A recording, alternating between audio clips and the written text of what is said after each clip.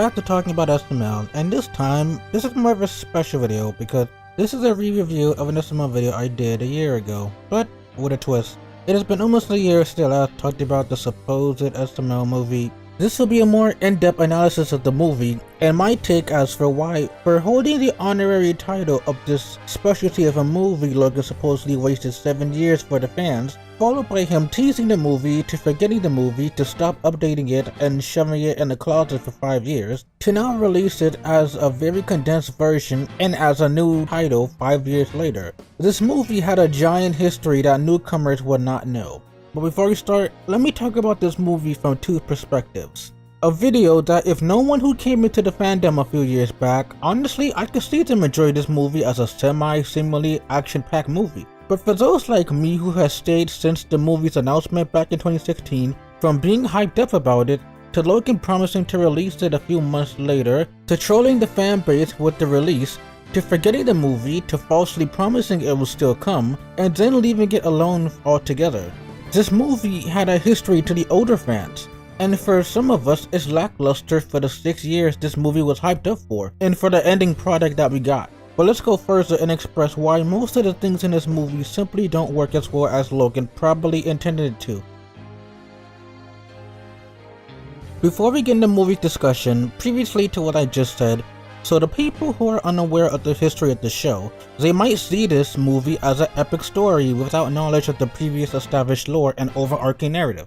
Now, the storyline to this movie is simple, but it requires some backstory if you're watching the Jeffy's birthday series, pretty much any video that Nancy appears in until this one, and the Jeffy parents videos, which is a prelogue for the series. Now, you guys are familiar with Jeffy's cliche backstory. His dad was a famous painter and he offed himself. Meanwhile, his mom Nancy was an abusive woman who only came back for him for his dad's inheritance. And then Jeffy explained that his mom abandoned him and that was how he found Mario. Mario, who originally had every intention to leave Jeffy, rightfully because Jeffy was nothing but pure hell for him and ruined his life, reluctantly he decided to take Jeffy in.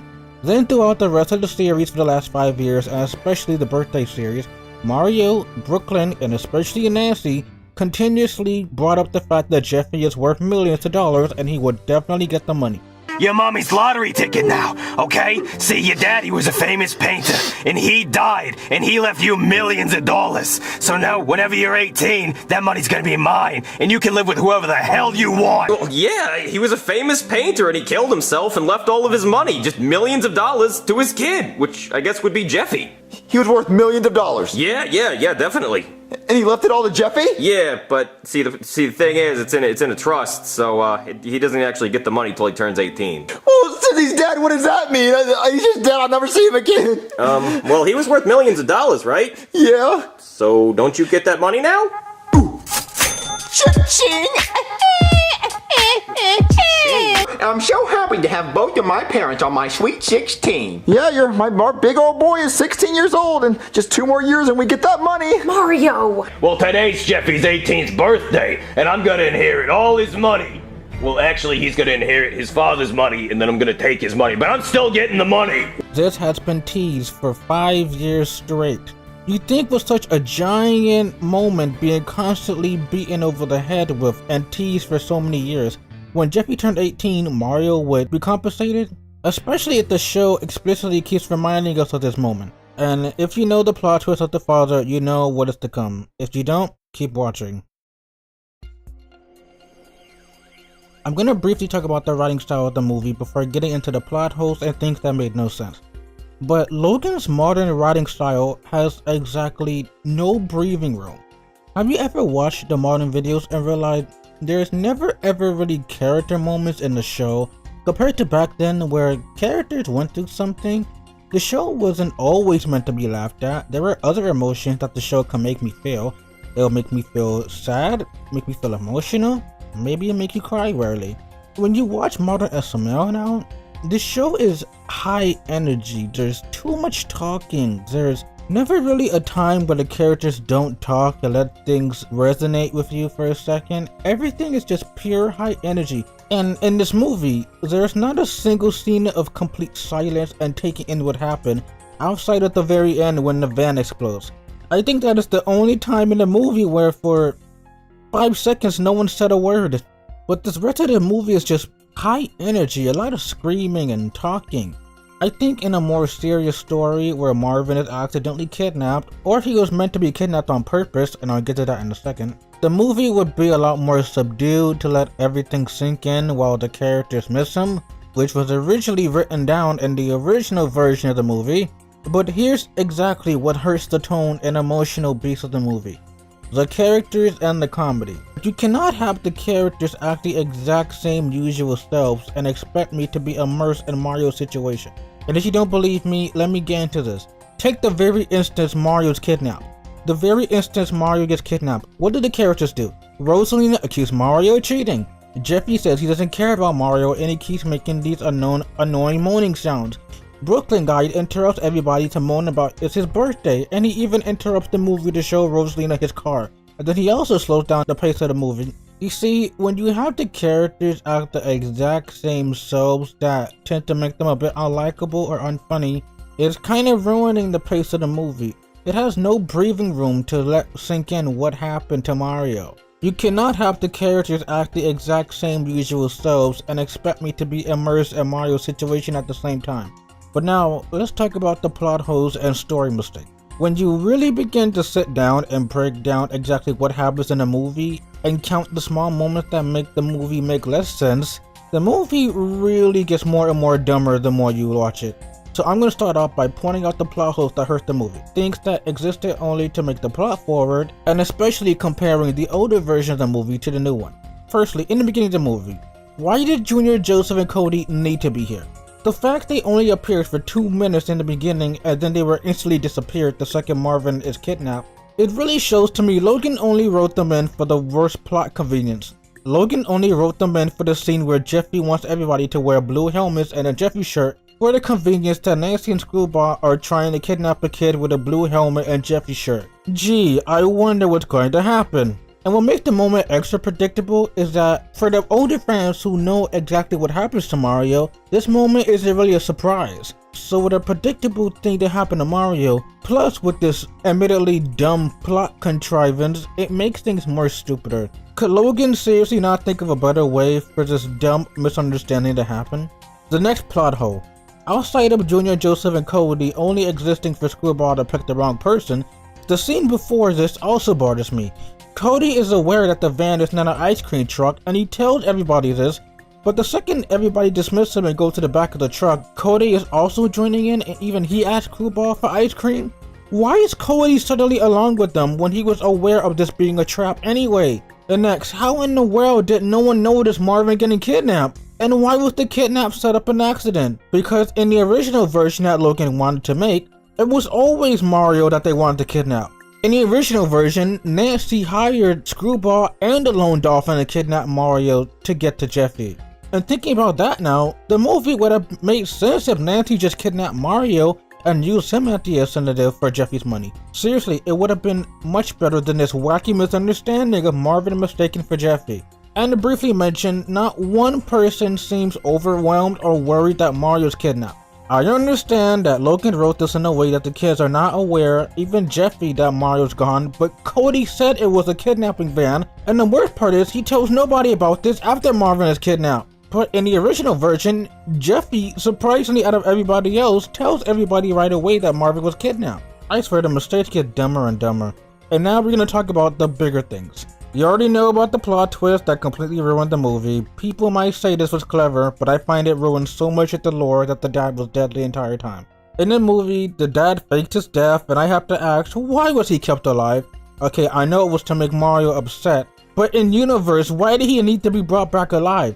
And it's not like in any other video after this, does the dad ever return to Jeffy's life. It's not like he meets Jeffy, it's not like Jeffy wants to meet him.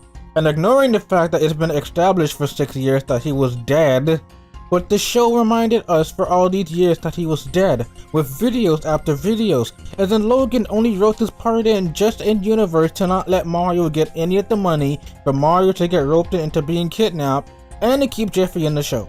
That's it. Logan and people could try to pass this off as a heartwarming moment or a part of the story. This is the same man who went on record to say he will never get rid of Jeffy. And now, for the lowest points of the movie. First, the scene of Mario trying to call for help. Firstly, Jeffy hangs up on Mario despite the fact Marvin literally said his name, and he mistakes him for a scam call, and Rosalina accuses Mario of cheating while he's trying to explain what happened to him. Now, for me, this scene should have never existed. This is the most serious part of the movie. Marvin is kidnapped, he's taken by the villains. I'm trying to feel worried for Mario, and all of the characters should be worried. And that was the part of the original movie. Characters like Chef Pee-Pee and Bowser were worried for him, and they even teamed up to save him. And speaking of which, why was Chef Pee-Pee in this movie for 3 minutes? I just realized that. This movie makes no sense! But in this version, Jeffy doesn't even care about Mario, and he even admits that later on.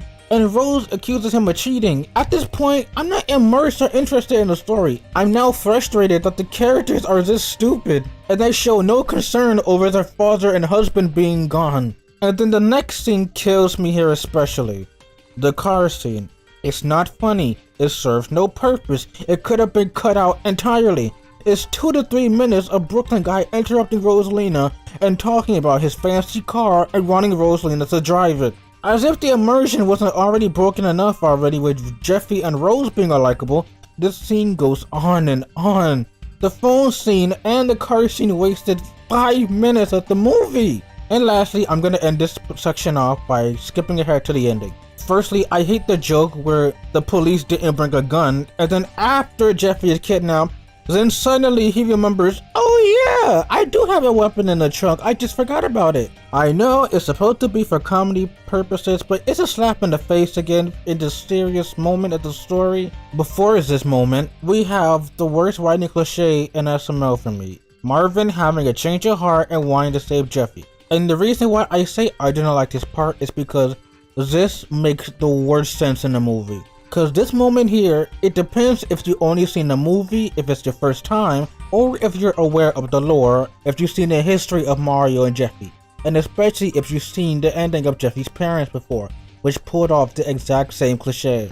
And whether you've seen this movie for the first time, or even if you've seen SML for a few amount of years, this makes no sense either way. Let's think about this moment in two perspectives, for people who just seen the movie and people who have seen SML. In the movie, what do we see? A greedy father who wants nothing but his son's inheritance. He finds out he's not getting the money, he hates Jeffy even more and wants to kick him out, and then the second Jeffy gets kidnapped, now Marvin suddenly cares about Jeffy? We have seen not one instant that Marvin cared about Jeffy in this movie, and now for the entire series. This makes microscopic sense, but it still makes no sense. But in the videos before and after this, Mario still overwhelmingly hates Jeffy. He treats him no different than when he first found him. They both hate each other, and Mario did the similar fake emotional manipulation tactic like in Jeffy's parents. He still overwhelmingly hates Jeffy, and it made no sense in Jeffy's parents either because Mario only did it reluctantly, and then he especially only kept Jeffy around just for the money. So this ending, no matter how you slice it, makes no sense, and especially not in this movie. And before we end off, Jeffy not dying, I'm just gonna say that the fact we didn't see him jump out the van and nobody saw that, that's it. Next chapter. Now, I've gone over and over about how the personalities of the characters has gone out of character, especially since the human puppets came out. Mario used to be a normal guy who always helped others and would do the right thing. But Marvin is now nothing more than a grumpy old man who gets mad at the slightest inconvenience, and he's always greedy and easily willing to do evil things for money or for his benefits alone. Jeffy was always stupid, but in the newer videos, he's not self-aware of anything and he's just demoted to the IQ of a 5-year-old. And this is even more weird when you consider he's 18 years old now and he is unrealistically stupid for his age. Rose has always been a frustrating character, but at least before Jeffy showed up, she was actually a nice girlfriend to Mario, but now she does nothing but accuse Mario of cheating, and especially during the most serious part of the movie, and she refuses to listen to Mario.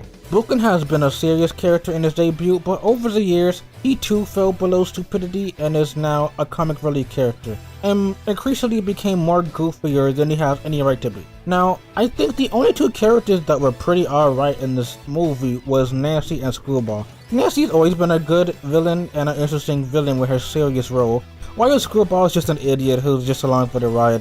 Honestly, I like the good contrast between the two. But now let's talk about the characters in the movie. Mario. Now, while it makes absolutely perfect sense for Mario to be this giddy about Jeffy turning 18 and thinking he'll get paid, to start off with Mario immediately forcing Jeffy to go get him items and subtly doing all of this because he quote-unquote loves Jeffy is a bad start for his character, and especially for what's going to happen to him later in the video. At that point, I'm sympathetic that he's getting kidnapped, but at the same time, he's not completely innocent. And I'm sorry, I have to say this moment right now, but something about the introduction to this video makes me groan so loudly. Ever heard the art of show don't tell, Logan? Something about Rose and Mario looking at the camera and Rose saying, "Mario, are you sure you're not doing this because Jeffy turning 18 and you want the money?" And then Mario says, "What? Jeffy turns 18 and it's the day he gets paid? Whoa, I had no idea." It's something about that line that just annoys me, because I think we have been constantly reminded enough thanks to Jeffy's parents and throughout the entire series the last 5 years, so I don't think we need to be reminded again in the very same video. And why was that line necessary? This moment will be a lot more confusing for people who are watching this for the first time. But yeah, Mario isn't throwing the birthday party because he loves Jeffy, it's just for the money and for his selfish greediness. And throughout the time he finds out he's not getting the money, he hates Jeffy more. And until Jeffy gets taken, and then he decides to care. Why though? Other than forced character sympathy, it makes no sense why Mario suddenly likes Jeffy. And in the end, he cares that he's alive and promises to be a better dad. Although the videos in the future show that he hates Jeffy and he treats him the same, but okay. Rose doesn't need to be explained much. Rose contributed absolutely nothing to the story, and honestly she could have been cut out entirely. But I guess Logan would have thought it would have been weird if Rose wasn't here. The only thing Rose did is accuse Mario of cheating when he calls, and then begs Brooklyn to suddenly find him. Other than that, she served nothing. Now, Brooklyn Guy and Simmons played a bigger role, but if Brooklyn Guy was gonna be a bigger role, I really wish they kept his comedic side toned down horribly, because what did the comic relief do when he finds out Mario's kidnapped? He first complains everybody forgot his birthday, then he starts singing with Simmons, then he slows down the movie more while showing off his car, and then he chooses to not bring backup or have a weapon because, in his own words, Nancy promised she won't have any weapons. And then after Jeffy is kidnapped, now he suddenly remembers that he had a gun in his car, which replaced a more serious scene for just more jokes. And again, and the most crucial part of the story, these comic relief characters are slowing down the movie. And if it was funny, I could forgive it, but it's really not. Now, for ironically, a video with the name Jeffy in it, Jeffy just kind of took a massive backseat in his own video, and he was just kind of there for his own special movie. But he was kind of decent until the part Mario got kidnapped. The second he finds out, he doesn't care about Mario, but I think the part that struck me more is the fact that Jeffy being uncharacteristically unafraid of his mom. And it's not even because he's not afraid, but he sees the news his mom escaped. Jeffy was terrified for a few seconds, but then he just returned back to stupid mode for some reason. When in every other video teach before this one, he was nothing but afraid of Nancy. Jeffy not being scared of his mom like he should have been, it could have had a more impactful moment, but instead Jeffy wanted to watch porn and he makes sex noises, as always. And I'm just gonna ignore the fact that at the end of the movie he says he wasn't going anywhere anyway. I know Logan snuck that in for the critics that wanted him gone. And lastly, I don't have any issues with Nancy and Screwball. Nancy was a nice threatening villain who was just plain awful, but in a good way. But Jock coming back to life immediately killed her motive for this series of wanting the money. And since we now know that Jeffy isn't getting the money, there's no longer any real stakes for Nancy to kidnap Jeffy. But now, let's finally conclude this video with the aftermath. I will end out the video with talking about the aftermath. I did a similar thing when I talked about Jeffy as a character and how the aftermath of Jeffy's parents and the emotional weight no longer meant anything on the show because Logan didn't go through with changing Jeffy. And it applies the same way here. Mario promising Jeffy he loves him again and promising to be a better person and treat him better, while Jeffy, after killing his mother and having Mario save him, you think both of these characters would have learned to love each other more as father and son? And honestly, the ending doesn't mean anything once again because the characters do not change. I know you're probably tired of hearing me when I say the characters don't change, but that element of Logan's show ruins everything about the show. It ruins the characters, it ruins the writing, it ruins the comedy, it ruins the stories. That one element would come a long way if Logan actually actually changed its characters and made them evolve to be better people. And it's been almost a year since this movie came out, and there has not been one video that has ever displayed an actual father-son relationship between Marvin and Jeffy. Jeffy continues to treat Marvin horribly, even on purpose, and Mario is just a doormat who lets his 18-year-old son boss him around. SML is more than a sitcom, it's just predictable than a sitcom. It's absolutely baffling how predictable the show is, that I can read the title and guess everything that happens in an episode, and the movie is no exception. If the movie was written better, and if Mario and Jeffy would have evolved to be a better father-son dynamic, I promise you I would not have an issue. But since Logan refuses to change the characters, the show just loops in mediocrity and character assassination. And this concludes my in-depth analysis on why Jeffy's 18th birthday was just a mess of a wasted potential. It could have been one of Logan's greatest accomplishments,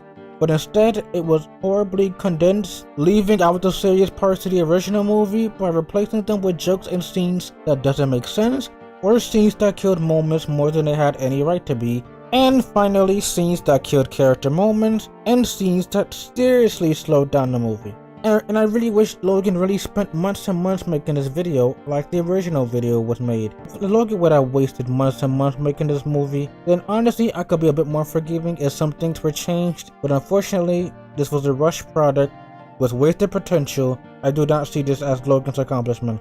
I see this nothing more than just an ordinary SML video for me, and something that I just find a bit unenjoyable to watch.